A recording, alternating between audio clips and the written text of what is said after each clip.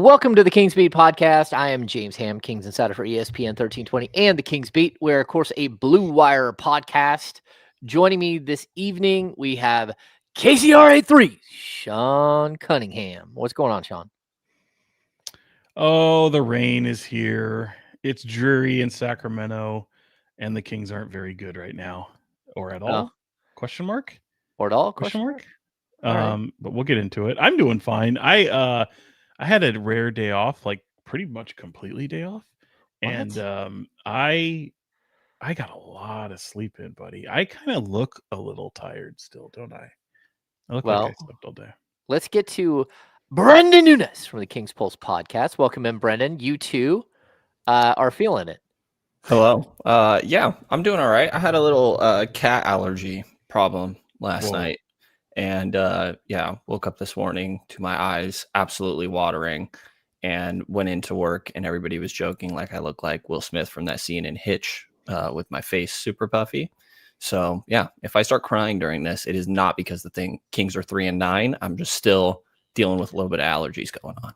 Have you seen Hitch? Have you seen Hitch? I have seen Hitch. Good. Okay. Brendan's a sympathetic crier for Kings fans. Yeah. I just feel for everybody out there crying for Doug Christie. Yeah. Welcome in. Like if you're watching here on YouTube, welcome in. If you're listening anywhere else, once this thing is posted, if you don't mind, give us a thumbs up, subscribe to the channel, give us a rating and review wherever you listen to your podcasts. It's a little bit of a dark time. I think the stormy clouds and the rain is pretty spot on, apropos to what we're dealing with the Sacramento Kings. Let's see your podcast candles one more time. That's personal. Sean with his little smart ass look. The podcast candle. That looks like cold and prickly over there. Cold and prickly. Yeah, I did get a second warm and welcome, and it was I need to go candle shopping, fellas. I don't know. Okay. Where do you get, like, I don't know. I used to have a nice candle hookup that was really good, and like something happened to Bed Bath and Beyond. They used to do like a candle day. Remember that? Yeah. You guys don't know anything about the candle day at Bed Bath and Beyond, but that used to be a good source of getting candles lately. And I don't know. This one's almost out. This is gonna be really hot later, so I'm gonna move this over. I'm gonna burn down the house. Don't burn down your house. Don't burn down your house, Sean Cunningham. All right, let's dive into this. Brenden mentioned it. The Sacramento Kings are 3-9. They've dropped 4 in a row. All 4 of those were at home. 3 of those were by 30 or more. They do not look good at all. We've had strange press conferences with head coach Doug Christie. We've had a team. I think I watched a team quit last night. That was a first time for this season. I thought up until this point, they had been overmatched a couple of times, but they at least played hard. I did not get that sense at all from the starting unit last night, those of which decided to play. Let's just start with the psychiatrist couch, like the psychiatrist couch, because I feel like this is going to be a lot of therapy. This is going to be therapeutic for a lot of people, maybe. I do think so. Let's start with the Doug Christie press conferences this week. Again, I think everyone has probably seen the 2 minutes of Doug talking on Tuesday. Today is Thursday, right? Tuesday. 2 minutes, 32 seconds exactly. I feel 2 minutes, 32 seconds of Doug Christie going postal on what initially felt like the media, but it feels like after a couple of days here, it might be aimed at like 1 or 2 specific people. And it got a little strange. I think, like Sean and I have been around long enough to see some head coaches that do what they think is right, what they think will go well and come across the right way. And sometimes it doesn't. It didn't fully remind me of the Paul Westphal situation where he wrote a full-page letter to the media about the unprofessionalism of DeMarcus Cousins. And he was, of course, fired a couple of days later. But it did remind me of a couple of moments we had with Mike Brown, where, Alvin Mike Gentry Brown too. repeated himself, Alvin Gentry. Like, Possession where are we at after possession after possession. after possession? We can just keep saying it because he did. Let's start with you, Brenden. What was your thoughts while you were sitting through the Doug Christie situation on Tuesday night in pregame, which is when, this whole situation kind of played out? I mean, you could tell that Doug was emotional, and I think kind of starting there with what we've said a lot, that you can't question how much Doug wants this and is definitely trying and pushing towards attempting to get the best out of this roster. Now, if the way he's going about that could be up for debate, if it's necessarily the best route, but he clearly cares, and this is getting to him. The losses, whether that be what people are saying about the team, but I did think the messaging of, I get why a head coach is going to come out and say, hey, we're going to make this better.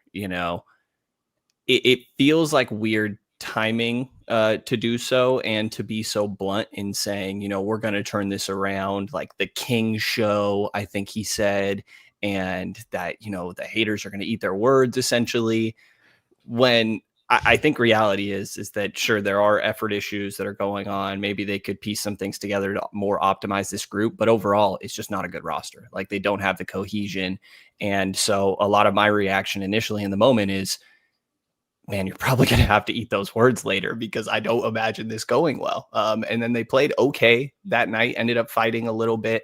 But then you have this damn near, it should have been a 40-point loss. I think it only ended up being 33 to the Hawks. And it's like, okay, where is this fight that you said was going to be there? Again, I get why a coach is going to come out and have that passion. And I think seeing that passion is a good thing, but I just don't, my first reaction is, I don't know that was the smartest thing to tell everybody based on how this might go for you right now. Yeah. But Sean, what were your thoughts? Because I know you and I have known Doug for a long time, and I think it was like the idea in his head was like well intentioned, but I don't know that it hit the right chord. And I wonder too, because I mean, look, Doug is going to be unapologetically him, and that's what I like about him. And I'm someone who covered him as a player. We would go to Doug Christie because he was of sound mind and passionate and being able to articulate himself in a way that others couldn't. He also, and it's one of the things that I was curious about when him becoming a head coach, because he also didn't talk a lot. And what I mean by that is, like, those teams were really good. Those Kings teams back from as everyone knows, I mean, that's really the crescendo of this Sacramento franchise is the 0-2 Western Conference Finals. But to that point, like, when we would go to Doug, you wouldn't necessarily get him after games. He'd dip. He'd get out of there really quickly. He knew that the media would want to talk to Webb and Bibby and Vlade and Peja. And getting to Doug as someone who wouldn't necessarily score a lot, but still have so much tremendous impact on the game, you might get him in a practice day or two after the fact and be very cerebral and well thought out.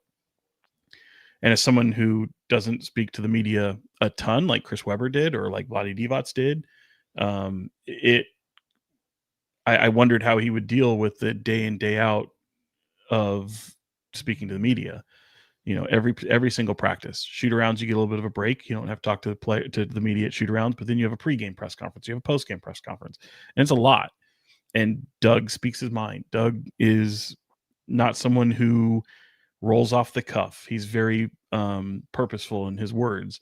And so knowing that side of him as a player and seeing him now as a coach, I think the one thing he has to be very, very careful in doing, and I'm curious to see if this has had an impact on the locker room, but you have to pick and choose when you want to have a moment like that, when you want to get dramatic and emotional and call out your effort of the team. And this is professional sports, and sometimes you have to understand what it is. Certainly, I think what his words after last night's game in the loss to the Hawks, with respect, that's not the Thunder. And the Hawks have been playing well. I'm not trying to take away from them, and neither was Doug, but that seemed like a pretty poignant moment to do what he did. The unfortunate part about it is he had just done that several times. And so now you have this habit to where you're saying some great stuff to the media, and I think the fans can appreciate it for sure. We in the media can appreciate it, but I wonder if that lessens the if your team gets numb to it. I wonder if it doesn't have the desired impact you want because you're doing it so much. It takes away, it lessens the impact that those moments can have on a team and on a fan base and all those things. So while I think it was certainly warranted last night against the Hawks, I wonder how it hits the team. And certainly we saw some things in that game that we hadn't seen yet. We saw a hockey line substitution where he benched his starters. He did go back to a few of them. I like the fact that he kind of let his starters who really pissed away that game, that they got to wear it. It wasn't as simple as, hey, 9:47 on the clock, you're coming out and you're not going back in. No, you got to marinate in that, and you got to marinate in another embarrassing loss. So I like some of the things he's going to be doing, but I just wonder, this is a players' league, and you run the risk of losing your locker room, and players last longer than coaches do. So I'm worried for Doug. I think Doug needs a hug right now. I think Doug needs to come to Jesus meeting with his team. I think a lot of the things I'm still a little murky on if some of the things that he says to us is the same things he says to his players. I don't know that for sure. I think some of the comments, actually, I know some of the comments that he said to the media has taken some players by surprise. So I do wonder what the ramifications are going forward. And I'm saying all this in this long-winded kind of soliloquy, I guess, as someone who none of us expected this team to be world beaters, but he absolutely should call out their effort because it's been abysmal. It's been embarrassing. All these words that he wants to describe what the competitive spirit has been, and it's gotten worse, fellas. Like, it's gotten worse. I know Denver was a little bit better, but there was still some stink on that game, and there was very much some it just feels like it keeps getting worse and not better. So I'm curious to see where it goes. Yeah, so I think it's interesting because, again, when a team plays 3 games in 4 nights, which is what happened here, we had a lot of Doug Christie. So, and we started on, was it Sunday? Is that on Sunday is when Lenny Wilkens passed away, right before the announcement was made, right before Doug came out and talked to us. And we showed, as a group of media people, we showed Doug a bunch of grace. He came out and instead he wanted to give like a quick moment. And then I asked about Domantas Sabonis, and then Doug was asked another question about Lenny Wilkens, and he broke down. And we were fine with that being the end of the press conference. Like, the dude grew up in Seattle. Lenny Wilkens is a legend from Seattle. Ran the Sonics, was a player for the Sonics when Doug was a kid. Ran the Sonics. Like, Doug knows Lenny Wilkens. He knew Lenny Wilkens, and he took it very, very hard. And then, we had post game, and it wasn't like a super emotional post game or anything. But then we come out on Tuesday, and it's almost like, as a media group, we were blindsided. Like, what in the world is he digging into? You guys have heard it about the fakers and the haters and all that stuff. I do think that was aimed specifically at like 1 or 2 people. And those people were not in the room. But then I thought last night's game, after the game, when Doug lambasted the team, number one, that was Doug Christie. That's straight up. That wasn't something that he had thought about all day and worked on all day, which is what the previous day was. It was like, raw and real and like direct. And I do think when we got Russell Westbrook, he did repeat some of the things that Doug had said, which tells me that, yeah, Doug said a lot of those words in the locker room as well.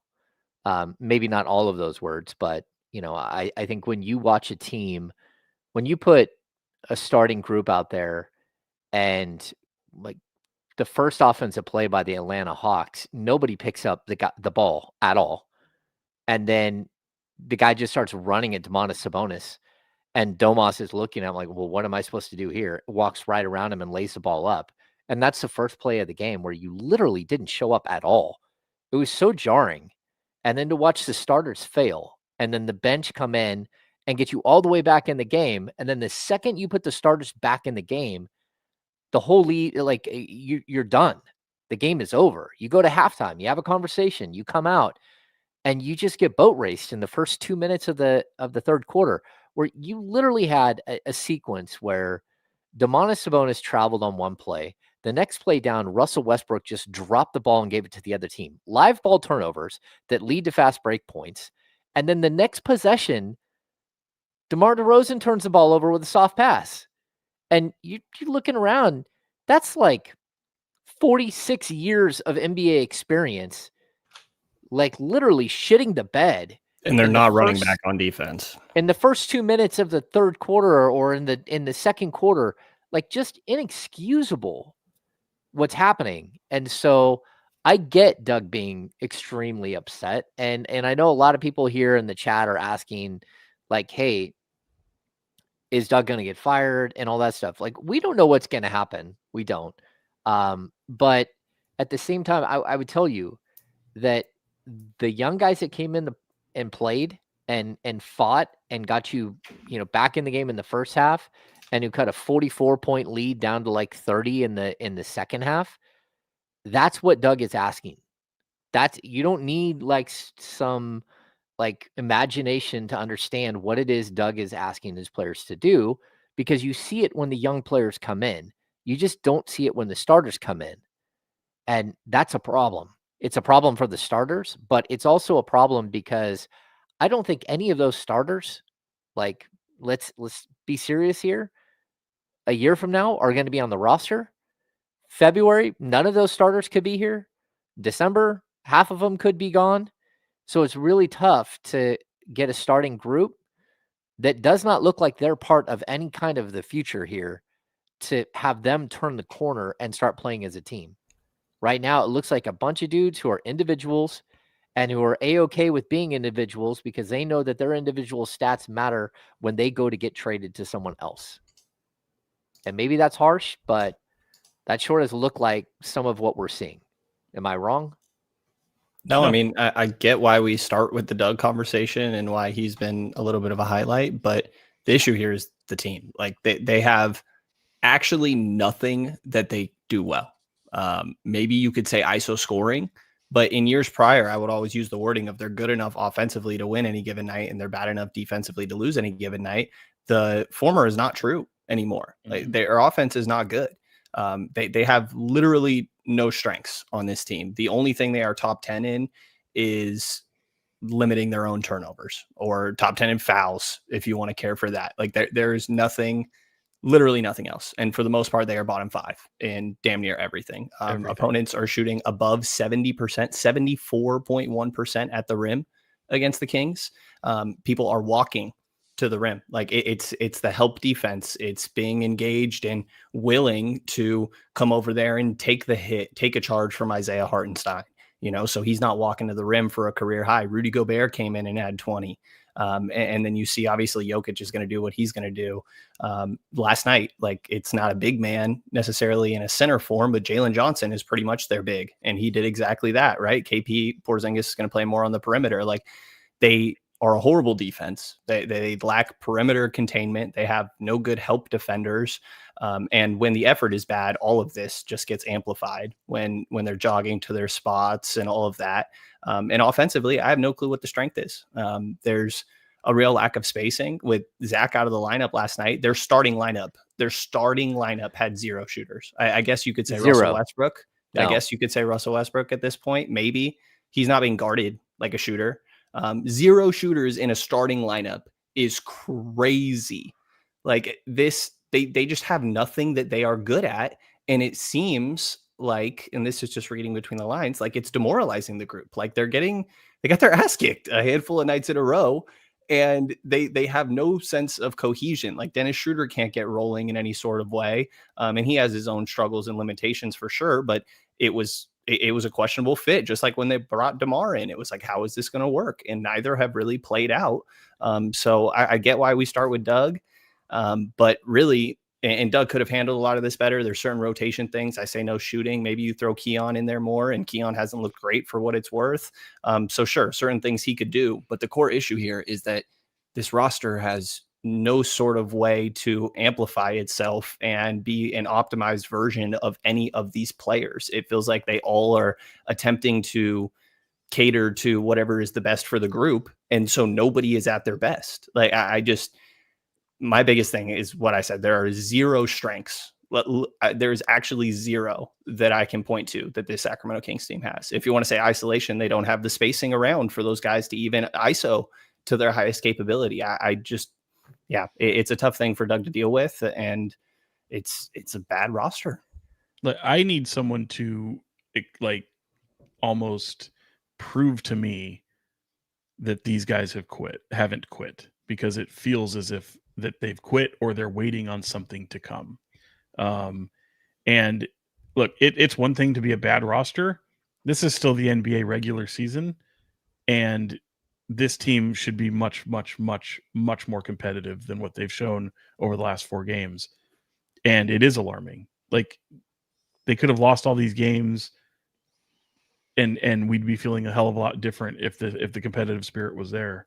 And it's just not. Like, this doesn't look like the team that went into Milwaukee and won. This doesn't look like the team that went into Chicago and lost. Like the effort on this team is just not there. At least especially from the veteran players. And that part is alarming. They've had a whole training camp. It makes me go, what the hell happened in training camp? How are you this? Like, I had a conversation with Dennis Shruder, and I know he's in the crosshairs of a lot of Kings fans. And trust me, I get it. I think a lot of it has to do with what he is as a shooter, as opposed to what he's supposed to be offensively and defensively. So I do kind of tend to agree with Doug Christie that I don't care what Dennis Shruder shoots, but on a team that's so deprived of shooting and thirsty for it, it's going to stick out like a sore thumb. And then you add to the fact that he doesn't feel comfortable. He doesn't know how to work with Domantas Sabonis, DeMar DeRozan, Zach LaVine, and get these guys opportunities and be that connector that he's been known to be. Look, he was cheeks in Golden State. He was flat out awful. Comes in the fourth quarter going 3 for, I'm talking about when he played for the Warriors. Ironically, he's playing against the Warriors. Probably had his best moment coming into that fourth quarter as 3 of 10. I literally look over at Anthony Slater, who covers the Warriors routinely. I said, Dennis Schroeder's looking like Warriors Dennis Schroeder. And then Russell Westbrook gets him going in the fourth quarter, hits some shots. They have a nice kumbaya moment. It looks like the best moment you've seen from Dennis Schroeder all season. After that, he's been terrible. He's been absolutely terrible. And he was 1 for 19 in the next 3 games. And then putting that aside, turnovers are there. Defense isn't there. He's supposed to be the one guy that's picking up 94 feet. And I get Doug talking about defense. He's been bad. He's not being disruptive. He's not being the Dennis Schroeder we saw with the Pistons last year, because he was impactful. He did come off the bench. Not that I think that matters, but he just be impactful. He hasn't. And so it's been a cluster. And when you look at all these, they're all on different pages. So it's things I didn't anticipate. But the one thing, again, competitive spirit. You can be a bad defensive team and still show effort. Like Russell Westbrook, we talked about last podcast, guys. He's been arguably their best bright spot as a guy who's not known for a defender, but because he gives a damn and he hustles and he shows an effort, he can be impactful, even if he's not a good defender. And he'll stick out as a guy that, yeah, that's a bright spot. That's someone who's worth. None of these guys are even matching the intensity that Russell Westbrook can bring to a game. And even he's been bad the last few games. So yeah, it's maddening. Yeah. I would say, like, look, Brenden brought up the no shooters in the starting lineup. Like, I don't know where you go.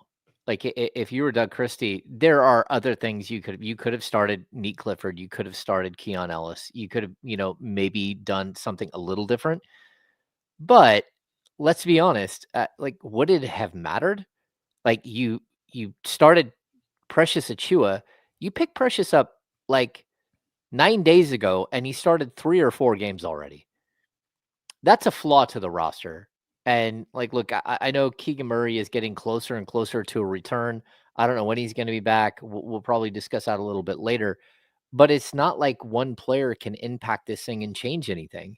You need, again, like Zach LaVine in the starting lineup. I know some people are like, oh, start him over, Keon. I start Keon over, start whoever. No, you need Zach LaVine. Zach LaVine's an excellent offensive player.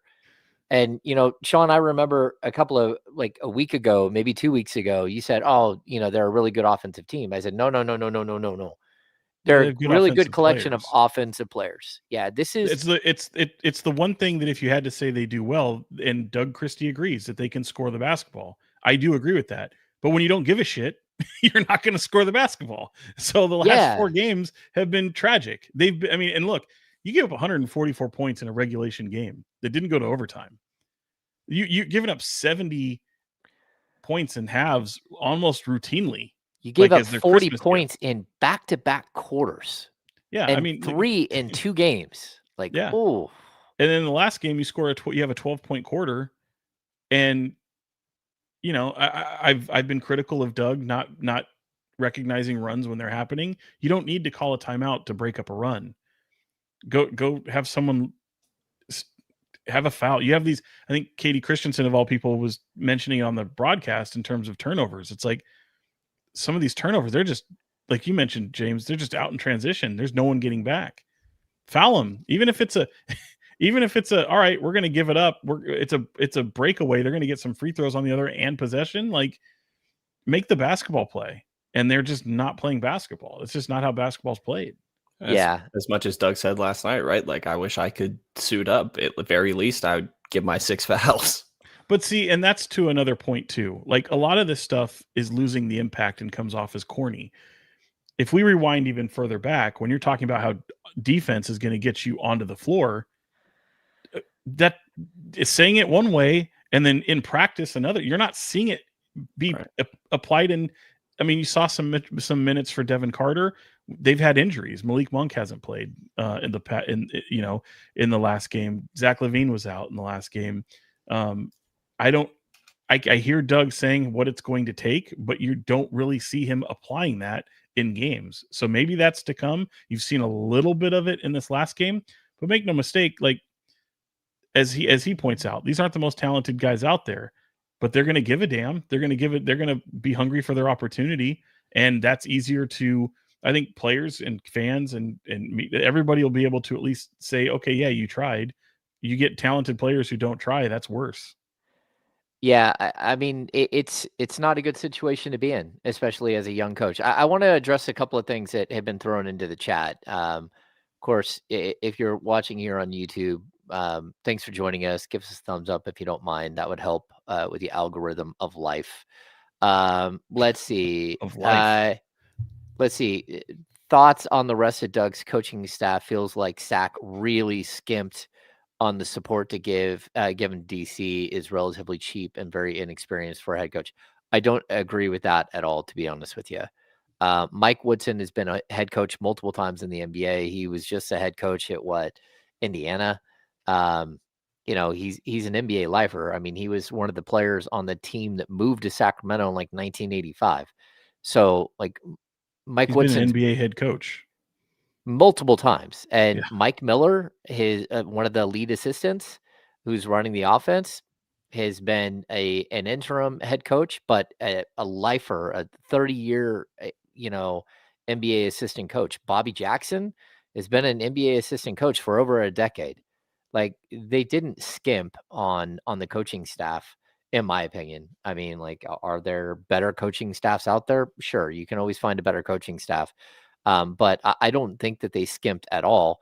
And they brought in people that either Doug was, relatively familiar with, or that Scott Perry was familiar with.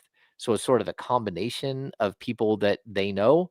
And like, look, I don't know what the answer is here. As far as the coaching situation, I think you probably need to give Doug an opportunity to coach players that are going to be here long term and are 100% bought in.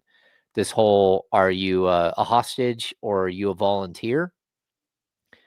I mean, that's a problem, right? And I think at this point, we're seeing that there are a few hostages, people that don't want to be here or are acting like they don't want to be here. and, thinking that the grass is greener somewhere else. And to be honest with you, it might not be greener somewhere else. Like, I don't think that there's another team out there that's going to allow uh, DeMar DeRozan to shoot 17 times a game. I don't.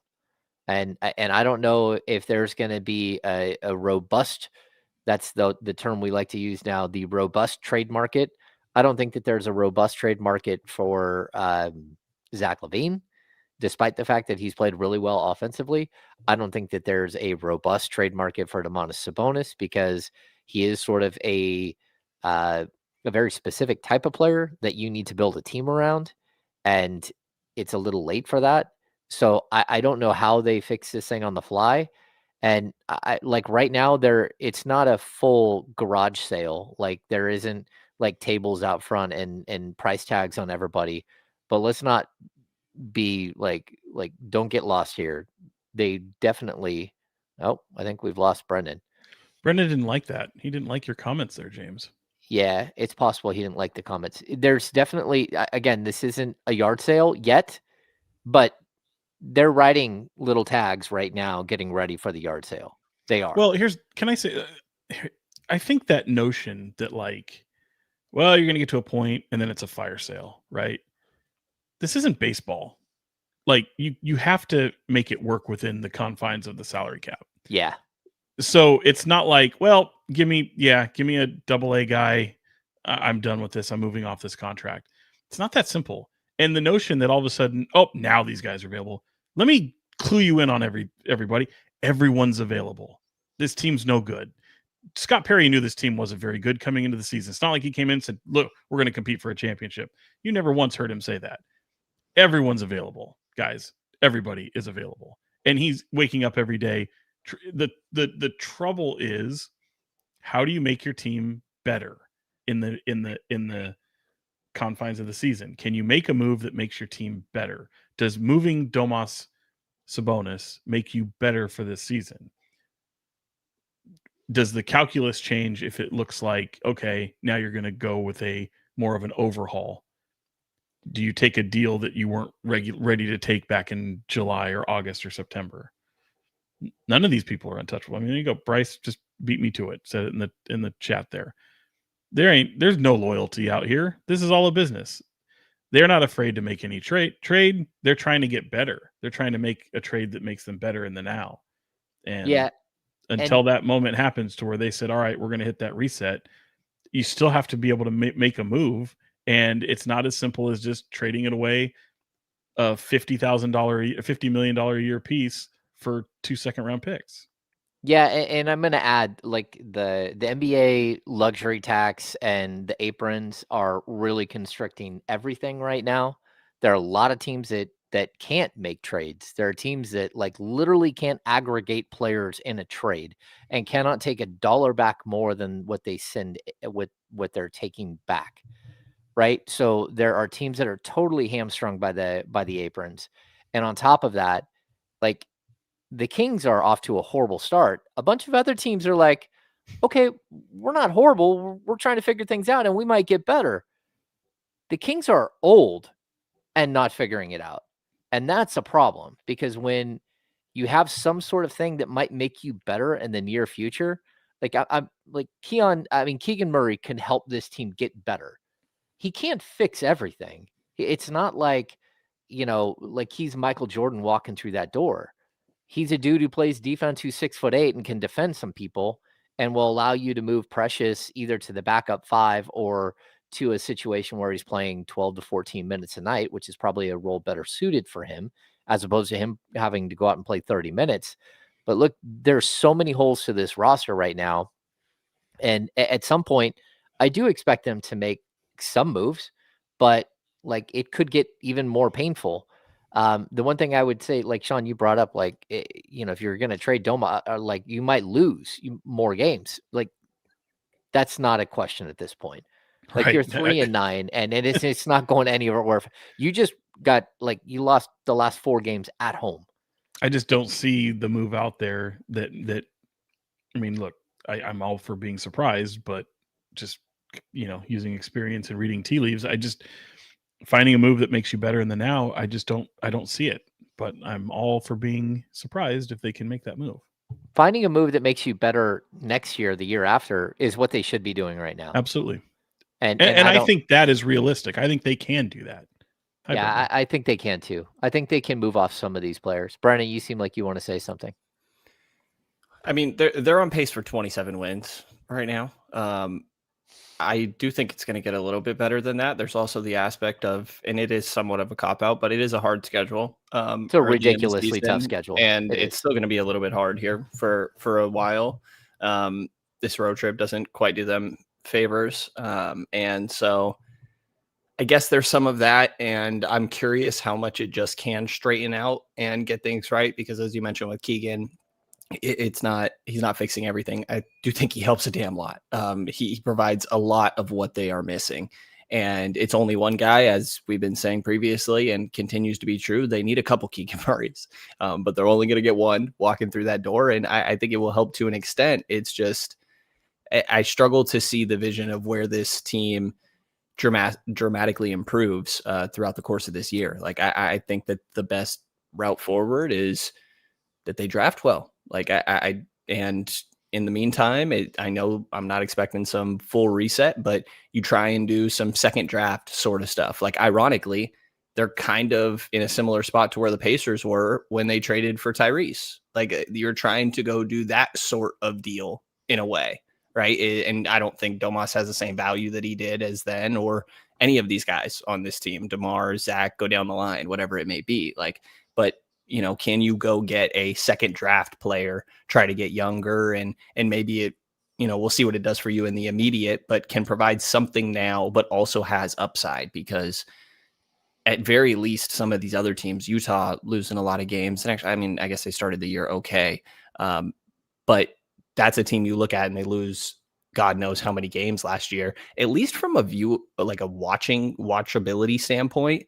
They have young guys that you get to be like, man, Keontae George is really taking a step this year. Like the Kings have none of that. It is a very tough viewing experience, I would say, I'd imagine from the fan perspective of like, well, what am I watching for tonight? And I think that Keegan can be that answer, but you can go get more guys like that not only help, I think, put some butts in seats, but could help you win games and just have a little bit of an actual future and something that projects moving forward. Yeah. And I'll say this, I don't care about names. Like you have a whole team filled with name players, with players who have been all-stars or are heading to the Hall of Fame. Like go get some functional pieces, players that actually fit with other players, because that's the biggest problem. Like I don't think that they lack talent. They do lack like any sort of cohesive fit when it comes to like, for every star level player you have, you need a player who is the opposite of him, that does the things that player doesn't do well. And they just don't have that. They don't have these counter pieces. And, if you do, you only have like one or two of them. Like, I think, again, we talk about the lack of shooting in the starting lineup and the lack of defense in the starting lineup. You can counter that by using more of a Keon Ellis type player who shoots the ball and plays defense. The problem is that's one player and you got 4 or 5 players that he has to counter.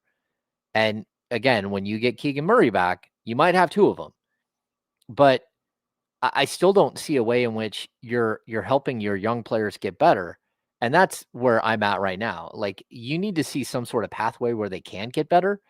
And one of the pathways where you can get better is by wiping out one of these huge, heavy usage, heavy shot selection guys and allowing a Keegan Murray, allowing a Keon Ellis, allowing a Neat Clifford to grow and to be the player they might be down the road. For me, a perfect scenario in the second half of the season or next month or tomorrow is Keegan Murray and Neat Clifford starting alongside each other. I think they complement each other. I don't think you're going to win a ton of games right away, but it would allow Keegan Murray to somehow get the shots that he needs. It would allow Neat Clifford to develop. They can switch on defense. They both can rebound. One of them is a really good passer. This is how you should be growing this team. But in order to do that, you either have to bench a heavy usage, high shot older player that makes a bunch of money, or you just keep doing what you're doing right now. You limit, even when Keegan gets back, he's still going to be the 5th option in the starting lineup. That's not how you get this thing better next year or the year after. You have to clear out some of these guys that are shooting the ball a ton and figure out how you can highlight the players that are going to be here moving forward and not keep taking away from what they do. Long pause for dramatic effect. I was letting that marinate a little bit. Yeah. I mean, I don't have an issue with what you said. I would say that, to what I usually say, like, doesn't matter who start, get him. If make Nick Clifford, give him upwards of 25 minutes a game. Like, this for me goes back to the start of the season. Like, you have veteran players, you've got guys, whatever your vision was for this team, even if it is a placeholder year, trying to see it through, see if you can get them some help, make a move to where all of a sudden you're competitive, whatever it is. I feel like you had to rely on those guys a lot. Pardon me. But to get to the point where you're playing guys like DeMar DeRozan, Russell Westbrook, you can't be playing them over 30 minutes a game. That's just malpractice. Like, if you want to start them. It doesn't matter to me. But there should be other players, younger players, being able to have more minutes. And if it comes at the expense of playing somebody like Keon Ellis, that's just crazy for me when you talk about how 3-and-D is at a premium in this league, and it's almost the white whale on the Sacramento Kings. So that to me just doesn't, and again, that's not organizationally, that comes down to Doug Christie, unless has a gun to his head and they're telling him, do not play Keon Ellis. And to my knowledge, that hasn't been the case, but I'm using that as an example. I don't care what the starting lineup looks like, but to me, you have to know who's in the future for your players. Look, Nick Clifford, just like a lot of these guys, may not be on this team next year, but right now he's a part of your future. Play him. He does so many things of what is coveted on this team so often, and he doesn't need to be in a situation where he's playing under 20 minutes a game. Yeah, I would say the one thing where it kind of stands out to me, the Keon situation, is I do understand like how many players that you have that play his position. I also understand that Scott Perry needs to have value in these players to trade them. They need to be able to show people that Malik Monk is an impact player. They need to be able to show people that Zach LaVine is healthy and can average 25 points a game. They need people to realize, like, to say, okay, as DeMar DeRozan slowed down, and I think right now what we're seeing is like they've been able to showcase those guys. They've been able to show that, like, look, all of them have great numbers. Guys, what they don't have is that they can't play together. I would tell this to Scott Perry to his face. If you feel that you have to showcase Zach LaVine, DeMar DeRozan, Domantas Sabonis, as if the other NBA teams don't have scouting departments or know who the hell these people are already, you don't showcase veterans. You showcase a guy like Nick Clifford, where he's new to the league, don't know if he can play, what kind of system Keon Ellis, give him bulk minutes, because there might be still questions of whether he can be this 3-point shooter. They know who the hell DeMar DeRozan is. They know who the hell Zach LaVine is. It's not like you're getting somebody in these situations and they go, gee, he's going to be a different player on some other team. They're going to be who they are. There's no question. You don't need to showcase them. Showcasing a veteran is insulting to the scouting departments of every other NBA scouting department. That's just crazy to me. Yeah, but you still need to show they can play. And what did you showcase? What have you showcased? Like, look at the individual stats. You're like doing the individual stats are actually really solid. Yo, Brenden, you look like you want to say something. Showcase a veteran like them is crazy. Yeah, I mean, I do wonder if there are things like that going on, because the impression I got last year was that Mike's decision or Mike not playing Keon was not fully his decision. And some of that came from higher up. And if that was the case before, I think it's reasonable to question if that still could be going on to an extent. And, it ties in with Doug Christie saying, hey, defensive guys are going to play. And everybody's like, well, what the hell? Keon's sitting right there. That's clearly your defensive guy. And to be clear, I've said this a couple times, and maybe I got to get the tattoo removed now. But Keon is a little overrated. Not even a little. Like by the fan base, he's very overrated at this point. Like, don't get me wrong. I think he does a lot of things well. He can help a really good team. He is pretty limited offensively, extremely limited. He's a great shooter, and I think the shooting has actually even gotten. At least he looks more confident, and it's a quicker trigger this year, even if the percentages haven't always been phenomenal. But he's getting blown by like other guys out there too. He's committing fouls probably as much as anybody else out there on the floor, and he's a handsy defender, but like he has a lot of his flaws. And you didn't mention ball handling. No, but because it doesn't exist, like that. Actually, that's not really. I will say it does look like he's worked on a lot of this, because I was watching him last night and I'm like, okay, his passes have zip on them.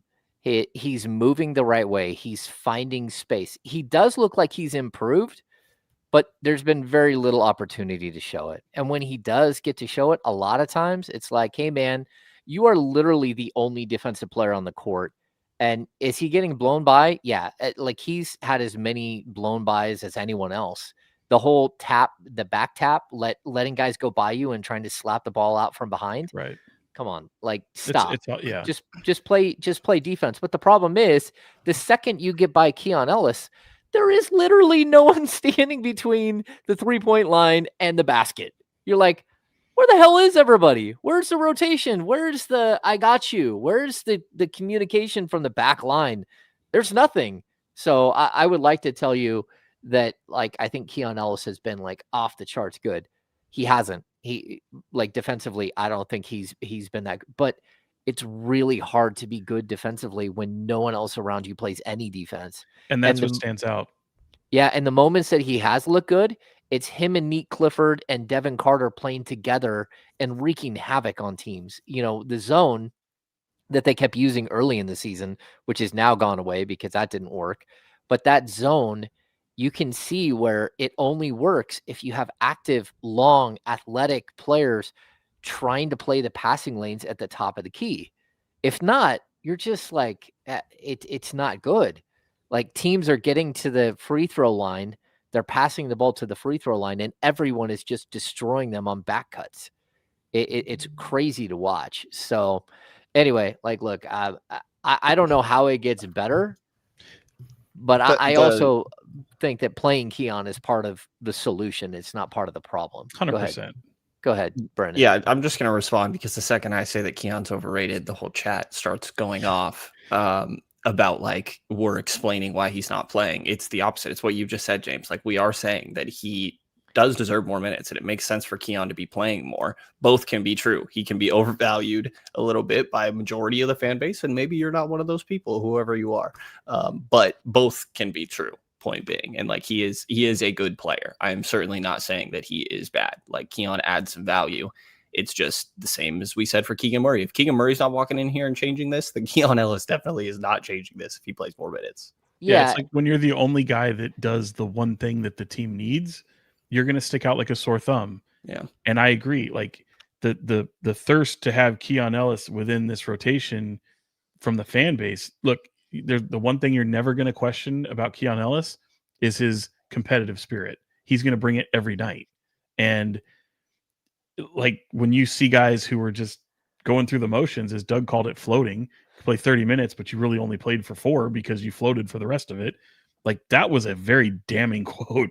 And you're telling your team that you're just out there doing cardio, going through motions. And it's, I'm curious to see how that lands. But the one thing you don't have to question when it comes to Keon Ellis is his give a damn and his competitive spirit. And to have him sitting on a bench when you're playing a lot of these vets who you have to question now their competitive spirit and play them over 30 minutes a game, which is probably not best for their impact for the entire season, because you're going to have to rely on them if you want success. It doesn't make any sense to me. You can't be playing guys like DeMar DeRozan 37 minutes a game, Russell Westbrook 37 minutes a game. That's just crazy. It's malpractice. If you want them to be a part of your team and have them be impactful, you have to watch their minutes. You have to keep their minutes into a more manageable time, especially so early in the season right now. You should be going deeper into your rotations. Yeah, but I mean, deeper into your rotations, what does that even look like? I mean, your It means backup playing. center. It means playing Keon Ellis, not in just the fourth quarter when you're being boat raced. Well, yeah, but I mean, like some of these players can't play the three. Neat Clifford can play the three, but like not. You don't have solutions. You don't have solutions at the 4. You don't have solutions at the 5. Well, Like and that's where I I would get say some of it. just commit to your freaking offense at some point. Like, I'm sorry. I know Doug doesn't want to talk about offense. You are currently where are they at 25th in offensive rating. The teams below you are Memphis, New Orleans, Washington, Indiana, and Dallas. Are they dead last in pace? No, Pace, they no, are that's a actually crazy playing thing. okay. They're 7th. They were 7th. Oh. 4th like 2 games ago, and I'm like, Yeah. what in the world? I'll say this too. Like Doug wants to say that, and I think, like first of all, like the He knows Atlanta it. game is a little bit of a of like I don't know. It's not indicative of what we've seen for the early half of the season here with the early 12 games. It's not spot on, but what did they give up? Like 37 points at one night on not transition, but yeah, on transition buckets, right? And then against Atlanta, they gave up 33, something like that. Here's the problem. If your offense isn't good, it leads to transition buckets on the other end, which makes your defense bad. Like if you're scoring and the ball's going in the basket and they've got to inbounds the ball, then you're getting back and setting up your defense. Well, that's not happening. Like the Kings are a bad rebounding team. They're giving up a bunch of offensive rebounds. They can't get defensive rebounds, but also like they're allowing the opposition to grab rebounds and get out on the break all the time. Like it's not just a defense issue, it's an offensive issue, it's a rebounding issue. There's too many things that are playing into one. And again, like quick shots or just flat out bad shots where a lot of your teammates are like, "What the hell was that? How am I supposed to go get a rebound if I didn't know you were going to pull up from 18 feet when you're double teamed?" Like there's something about like shooting in the flow of an offense. When you do that, everyone on the court looks and goes, "Okay, the good shot is going up. I need to go rebound."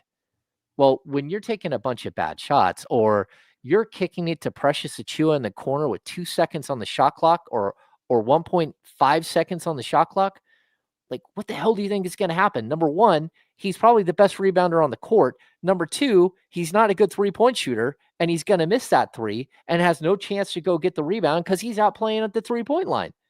Like there are so many things that are going on that are just like, "Oh man, that was dumb." Like I don't understand why you just did that. That was just not a good basketball play at all. And so I think it is like part of a bigger issue of just like they're lost as a Well, group. yeah, and to that point, James, it's interesting because like with having Doug call out what he wants from them, and certainly competitive spirit, like they should all have that. Like that should, if you're calling that out, that's a problem, obviously, on the team. But to the point of not having defensive players, like how do you reconcile a team who may not be that good defensively versus individual defensive effort? And to me, that's tough. And Zach, I thought, said it pretty boldly, which was you're not going to ask Rudy Gobert to go out there and score 30 points. And talking to the makeup of the team, like we all know it's not a great makeup of the team when it comes to what you want defensively. So how do you work on that in the now? And Doug just, he'll as he answers it, he says, I can only focus on the now, which is not wrong, but I to the point of what you want your team to be and what your team is vastly different. Yeah, the equivalent of asking Rudy Gobert to score 30 in this scenario is asking DeMar DeRozan to pick up 94 feet. Right. Or to play defense at all. Play power forward and go stop somebody that is well, 4 yeah, inches taller than him. Well, that and I've mentioned this too. It's not just one thing. The problem and part of the reason why I don't think Keon has played a ton early in the season is because when Domas is out, you have no rebounders at all. And Dennis Schroeder's below average rebounder for his position. Keon Ellis below average rebounder for his position. Zach LaVine, DeMar DeRozan, These are Drew Eubanks, below average rebounder for their position. So when you don't have Domas, who is the best rebounder in the game, you have no ability to go get a rebound outside of Russell frickin' Westbrook, who just turned 37, is 6'2". Like, what the hell is going on here? And Devin Carter, who's also not that tall. Well, and Devin Carter, who doesn't get to play. Nee Clifford's a good rebounder. That's why I think Nee Clifford has been getting minutes. But again, like, that's one way in which Keon could help himself. But he's not a good rebounder. And you see it last night. Devin Carter came in the game, and Devin Carter takes a ton of heat from Kings fans. Some of it's rightfully so. Other times it's not. I thought last night against Atlanta, he played his ass off. Like, hat tip to Devin Carter. Did he do some things that I was like, bro, stop being selfish? That was dumb. Don't do that. Yeah, he did that. But at the same time, you can't fault the effort. And I'll say that I have not been a huge Russell Westbrook guy. Dude plays his ass off the whole time. He turned 37 yesterday. And just so people understand this, he turned 37 yesterday. His team got their ass kicked by 33. And he went to the media, the basketball communication department, and said, hey, I'll go talk to the media tonight. That's because he's taken ownership. Like, other people need to follow the lead. And, again, I did not think that I would be the one that was sitting here saying, please bench Dennis Shruder and put in Russell Westbrook and have him start. Well, I didn't think I'd be that guy. I mean, by his own admission, he's not comfortable, and maybe you need some practices, more practices. They haven't been able to have practices, obviously, because of the way the schedule is. But it's just looks. I mean, it just looks so bad, and I don't know where you start. I don't know how Doug gets out there. They obviously play in Minnesota. I don't know where you start. I think you just try to throw it all away and just say, "Hey, competitive spirit's bad. Your level of competition, your effort sucks. How do you get that back? How do you bring that back? Because you can focus on all the other stuff later on. I mean, there's a laundry list, as we've gone over in this podcast already, but it all comes to me. It all boils down to just competitive spirit, effort, give a damn, whatever you want to call it, pride. I mean, it's all pride at the end of the day, and they have not demonstrated that over this homestand. Yeah, tough. All right. There's what also else do we have to talk about? There's some wild, unrealistic trade proposals being going on in the chat over here. Someone's putting a lot of effort into trying to get Zach LaVine to the Clippers that just would not be realistic. No, Zach LaVine to the Clippers would be very difficult. I will tell you that I think DeMar DeRozan to the Clippers would actually not be that difficult. And it might be something that would make sense for everybody with Bradley Beal doing the most old Clippers and Bradley Beal thing ever, and he broke his hip. I don't know what to say for Bradley Beal and what this means for his career. Steven Castaneda says, we don't want John Collins. John Collins has played well for the Clippers, and they just moved him into the starting lineup. Yeah, but I'm going to guess that John Collins is going to be there. I don't think that they're trading John Collins, although he does make $26 million and would be an easy straight swap. I'd also tell you, Derek Jones Jr. and the ghost of Bogdan Bogdanovic, financially also would work straight up for DeMar DeRozan. Those two, so they've been so bad. I mean, look, talk about a tale of two teams. We're talking about competitive spirit and pride here in Sacramento. The Clippers they're bad. They're bad. They're awful. Yeah, and they look James, old. James Harden is trying to bail them out. How are you doing over there, Brenden? I'm doing okay. I'm coughing a lot now. Yeah, I'm doing all right. I'm holding up. Just struggling. Oh, just a little bit. Just a little bit, if you can't tell. I'm curious because you said your allergies came from a cat. I'll save the jokes, but not dogs, right? There's something different. It's both, but it's mainly cats. It's the cat dandruff, I guess. Yeah. And the cat here specifically, when I pet him, you see the hair come off of him. Ugh. And so, yeah. Which he doesn't look as dirty as that makes him sound. But no. Some cats shed, some don't. And also they shed at certain times of the year. Yeah. The corgi is supposed to shed, I think, once or twice a year, and that's just not the case. The corgi sheds all the time. You took Benadryl? What'd you take? You should take Zyrtec. I took Zyrtec's Zyrtec. Zyrtec. I've been taking Zyrtec consistently for months. Yeah. He needs to take Benadryl to pass out tonight. Yeah, he definitely needs to take Benadryl. It'll clear everything right up. But I just need a then he'll Kings want to win, pass out. and then I'll be good. Just go kill a cat. Yeah, just go. No, don't kill. Wow. Just go. Wow. Just go donate it. Leave the door I could go open kill to a see cat if tonight, Sean. Yeah.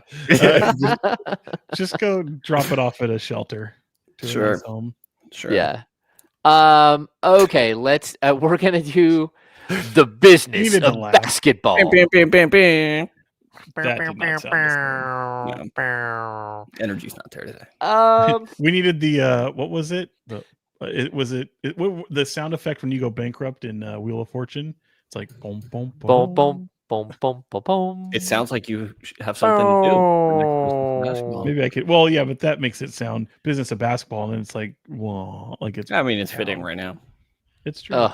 Oh boy. Okay, so I love doing this to you guys. This is because I hear the groan as soon as I do it. Who gets traded first? That's the question for this business of basketball. Who gets traded first? I will go with There's an easy answer. DeMar. Yeah. I think that he is the guy that is probably the easiest salary to move. Identifying where a good fit for him can be a little bit tough, but maybe it's the Clippers replacing Brad Beal. Maybe it's Miami needing more of a go-to guy. So I would probably say DeMar. I think it's harder to talk teams into taking on Zach's salary. I could only see that from the standpoint of, hey, is Zach going to be willing to decline that next option? And then somebody wants to extend him at a lower annual price. And yeah, Domas also just a super unique player to play around. I'd imagine that the Kings probably try to keep him around more than some of these other guys. So I'll go DeMar. Jonathan. Okay. I'd love to come up with a different one. I agree. It just makes the most sense. I'd say if just to have to maybe slightly come up with something separate that might make a little more sense, maybe Shruder, who just hasn't worked out. If he's by his own admission not comfortable, maybe there's a happiness aspect. Westbrook has obviously played well, but that does leave obviously another hole at point guard because you still need to find a capable point guard. But yeah, that would make maybe a little bit of sense. How soon you can do that, I don't know. But I think the right answer is DeMar DeRozan, and it's no real like trying to kill him any more than people already do. I think he's been bad during this homestand for sure. I think he's played well this season, but at the end of the day, he just makes it the easiest one to trade, given the fact that he's a big number that expires and isn't fully guaranteed for next year. So that would make the most sense. Yeah, I'm going to agree. I think the easiest one to trade at this point is probably DeMar. I still think that there's a possibility that Malik Monk is player, but to be honest, I think Malik Monk is still valuable to this team. You can't trade. Let me clear up like three things here. Number one, you can't trade Dennis Shruder until after December 15th. Right. He's one of those players that signed during the offseason, and you can't play him until December 15th. Number two, Guerrero grows. It's Guerrero. Yeah. It's Wonder what he grows. Yeah, it beats me. That logo doesn't could be anything. Help me at all. Yeah. Well, I'm just gonna tell you. Number one, the Clippers aren't giving up an unprotected first round pick to get DeMar DeRozan. No, they're not. They're not getting. If you're moving DeMar DeRozan for John Collins, it's a straight up swap, and it's because one's on an expiring contract and the other one's owed $10 million next year, and you're clearing $10 million off the books.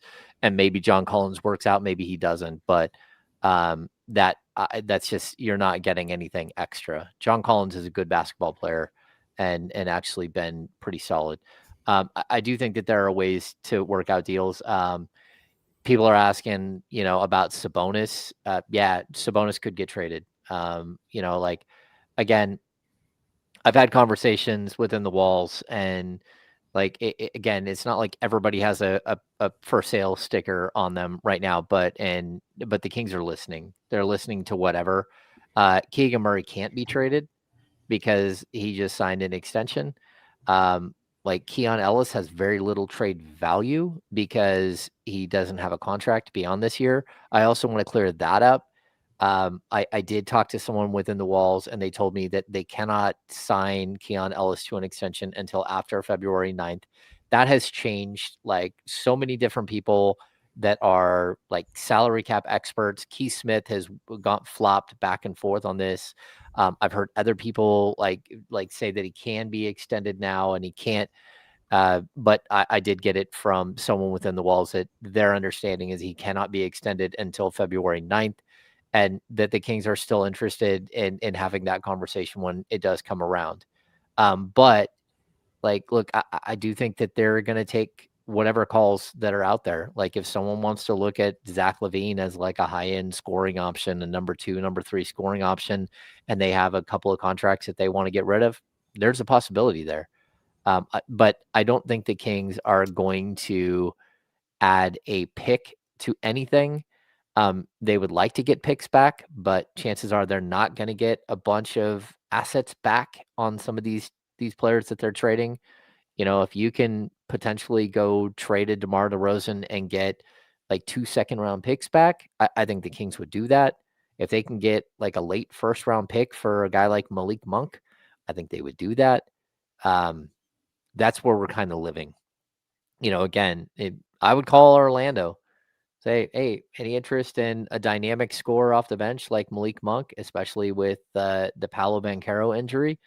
You know, you might be able to get a late first-round pick out of Orlando in a swap for Jonathan Isaac's contract and just have that contract dissolve at the end of the season. So I do think that there are ways to get some help here, but also to speed up your rebuild or your retool or whatever the hell you want to call it. There are ways to do that. Does that make sense? Yeah, sure. Yes, there are ways to make moves. Yes. Yeah, there are ways to make moves.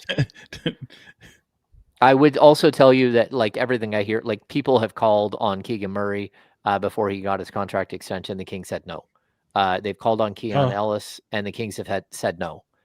They've called on Nick Clifford because I think a lot of teams around the league watched his summer league and then watched him, have watched early film of him and are like, oh yeah, that's going to be a ball player. And the Kings have said, nope, you know, he's part of what they hope to be the future.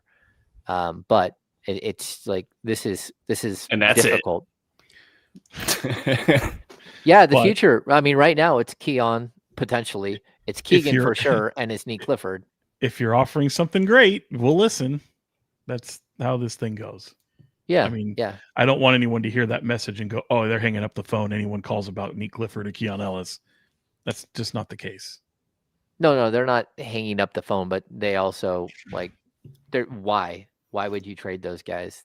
Unless, again, there's always an unless, James. There's always an unless. Yeah, there isn't anyone untouchable. Like, I think untradeable. There are untradeable players on this roster. It's hard to trade some of them. Yes. Yeah. And then I'd also say that, like, I think the only guy who can't be traded is Keegan because of his extension status.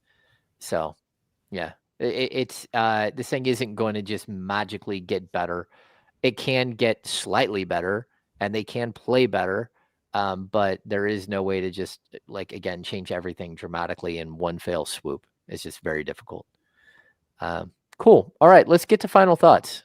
What do you guys got? What do you got? Brenden Nunes, final thoughts before you go take Benadryl and pass out for the night. Yeah, I'm literally just thinking about if I have any. I'm doing fine. Nothing crazy. We're going with the typical fellas. I got nothing really going on. It is depressing to look at some of these Kings numbers. Been diving into getting caught up on some of these, and like I said earlier, there's legit nothing good. It's actually impressive how they have 0 things that they have managed to be good at so far, and we'll see if that continues. I'm looking forward to, and still not there yet, but probably going to start my draft research a little bit earlier this year, just to helping my own sanity and something to watch for. You know, why don't you read a book or something? Why the You know, fuck just I like Sean? like you'll be fine. Don't No. start your draft research. You just watch. Sean, all when of was the last time you read a book? I'm just wondering. Yeah, I've got many books. I've read most of these. There's not many as you have. That doesn't answer There's that like question. 4 I books. actually did. Hold on, let me show you. I've read Probably Damar's book. was the many last books. All 5 of these books. one. I have 2 new ones. How about this? I have. Anyone recognize that guy? Huh? Yeah. I'm gonna show you Sure, something. Anthony Hopkins for audio. He doesn't know who Like, the hell I know who Anthony that Hopkins is for too, sure. but oh yeah. How Oh, about you that? suck. Look at that. I do suck. I would like to read this one, and little guy by the name of We Cameron asked Crowe. what you've read, not who signed shit for you. What No, are I you know. flexing on everyone I'm for reading. right now? I'm gonna Sean read this just- one. I've actually started reading this book, which is Cameron Crowe. Show us The the Uncool. signature. Yeah, this one is signed. It's not as Oh good. my god! Yeah, I get some books every now What and then a on some guy. mailing lists, and What a guy! yeah, I did there you go. get Almost Famous. If you've never seen the movie or So when's the last time you bought a book? Because these seem like they were given to you. You know, hold on. Yeah, exactly.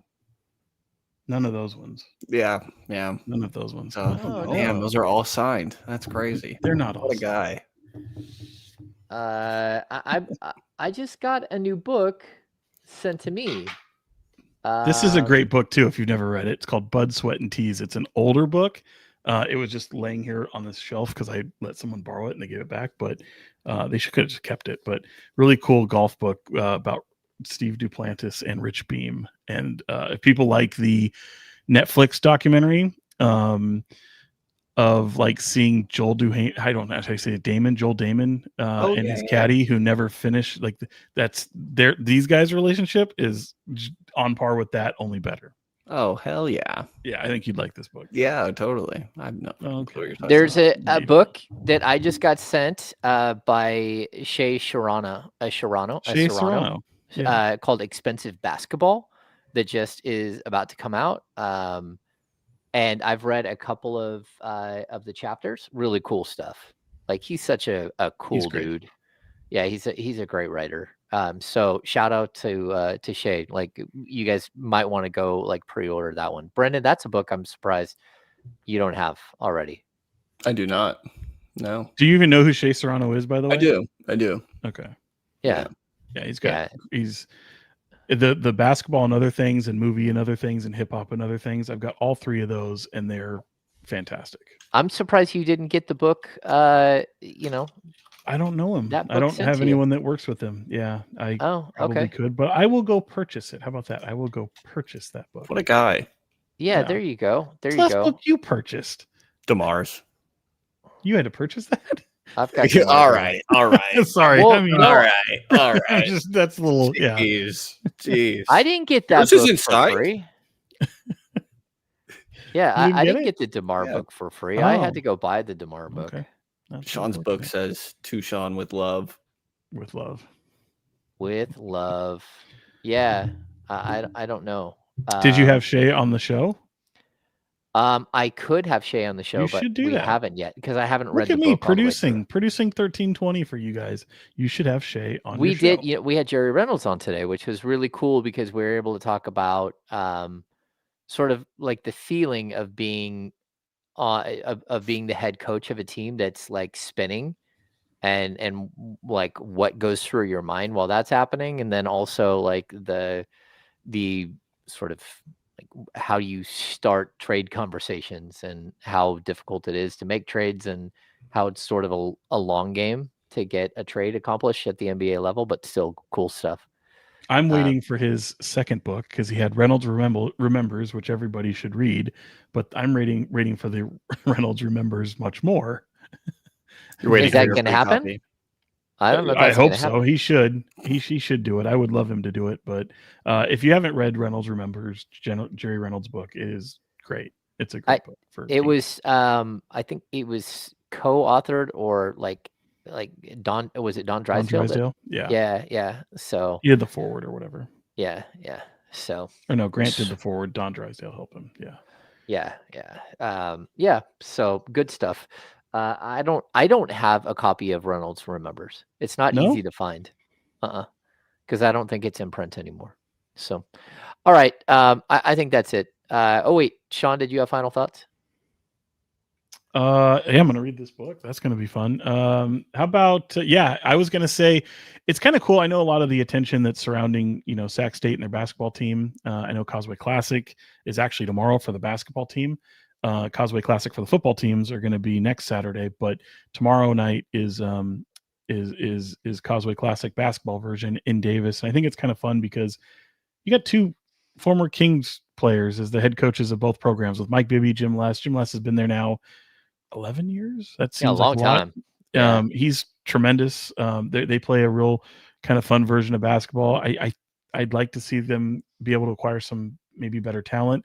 In the age of NIL, it's really, really tough, and that's an academic program. But it's I've been able to get out to the new Hornet Pavilion. It's much, much better than what the Nest had, because the Nest was gross. This place looks like a much better version of what they aspire to one day get, which is an actual arena. But I like the pavilion that they built inside the well. Still not perfect, but it's definitely a step up. So go out there and take a look at these teams. It's early college basketball. It's a lot of fun, and Sac State has some names. Who knows? See if they can actually get it together and become a team. But Davis a little bit probably more of a team basketball, and both guys who have high hopes for their program. So check them out. Good stuff. Let's see. Final thoughts. I don't know. I see Kings fans are so stressed out by all of this and so disappointed. Look, they are working to get it better, to get it right.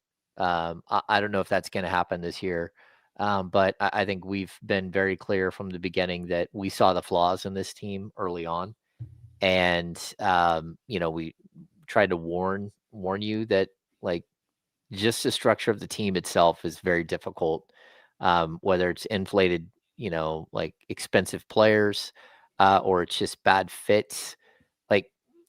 I know 100% that what we see, the front office also sees. I've had conversations and they see it, and they knew it before the season started, and they're continuously trying to improve the roster, but it's just not as easy as snapping your fingers and making all these trades. The trade machine is probably one of the worst things ever created, because it put all this in the fans' hands where they think that they can make trades. I know everyone means well with these trades, but it's just not as easy as you think. But what you can hopefully expect is that maybe a better effort than what we saw last night. I would be shocked if the players didn't take that to heart, if a film session didn't happen that was extremely difficult for some of these guys to see just how badly they played and how badly they looked on the court. And this is a prideful group. It's a bunch of veteran players that know that they did not perform well last night and that they haven't performed well at home over the last 4 games. And hopefully they do take it to heart and they try to come together as a group, as opposed to splintering apart and just trying to be individuals who get their numbers. And so there, at some point, you got to change something. And this is not going to be an easy job ahead for anybody. And I know there are people out there who don't think they have the right coach, like Red Auerbach, Phil Jackson, Greg Popovich. Jesus Christ couldn't fix this the roster and sort of the limitations, like what Brenden says. They don't do anything well. And so that's really, really tough. And like I see right now, this Wes says Scott P is hiding. No, he's not. He's not hiding at all. He's out on the court all the time. He's talking to media members. He's talking to other teams. He's not hiding. And, he's sitting courtside. And when Vivek Ranadive got up and left the other night, Scott Perry still sat courtside. He's not hiding. You just don't walk out and have a press conference after 12 games if you're the GM and talk about, what's going on, what's going wrong with the team. That's not something that happens. So anyway, thanks everybody for tuning in. We'll do this again early next week. especially with the team on the road. It makes life a bit easier for all of us to get together. And we'll get together and do an off the record with the Kings beat in person happy hour soon. No chance. We Why will. do you even say that? We will. That's I've got crazy. this spot. I'm just trying to like. Wild. We got to figure out a time where the three of us can get together and figure out what day works best for everybody. That is wild. So, all right, that's gonna do it for this edition of the Kings Beat podcast for KCRA 3, Sean Cunningham and Brenden Nunes from the Kings Pulse podcast. I'm James Ham, Kings Saturday for ESPN 1320, the Kings Beat. See you soon. Good old beatdown.